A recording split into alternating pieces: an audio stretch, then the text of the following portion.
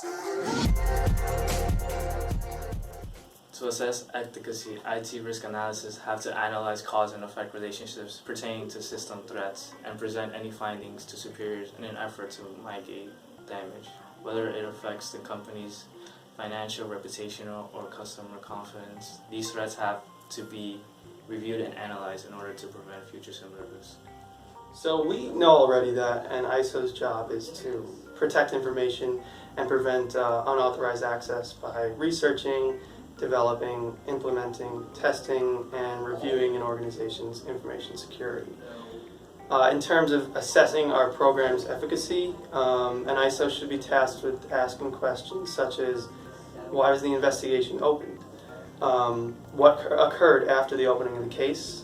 Does the type of incident fall within an industry pattern in cases of insider threat?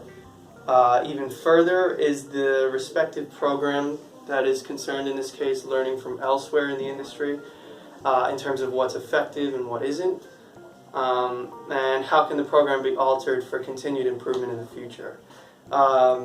Aside from that, it's also extremely important to know that there should be a good level of interdepartmental flow to allow for very clear communication between departments. It's very important for us to make sure that there's a holistic approach to all of this. And in this particular case, we want to know, are the cyber guardians keeping an open mindset, including possibilities of both malicious and non-malicious forms of insider threat? So cyber threat analysts can assess the technical aspects of intelligence gathering through tactical, operational, and strategic methods. In tactical, specialized programmers function as a line of defense mitigating the damage or potential of a cyber attack.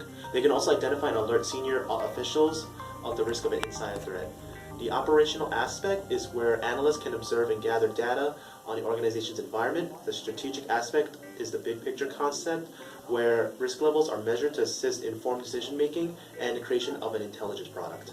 As a compliance analyst, my main role will be to develop a data monitoring program where the organization affirms that users are properly classifying and storing sensitive information and conduct a regular review of where it is being stored. The program will include brainstorming sessions within the organization to not only limit the company's exposure, but in addition to having a more robust risk assessment of attacks to come.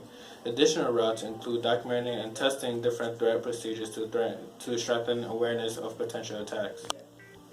So, as a behavioral analyst, you must be able to analyze human behavior and also notice different kinds of suspicious activity that isn't necessarily considered normal behavior.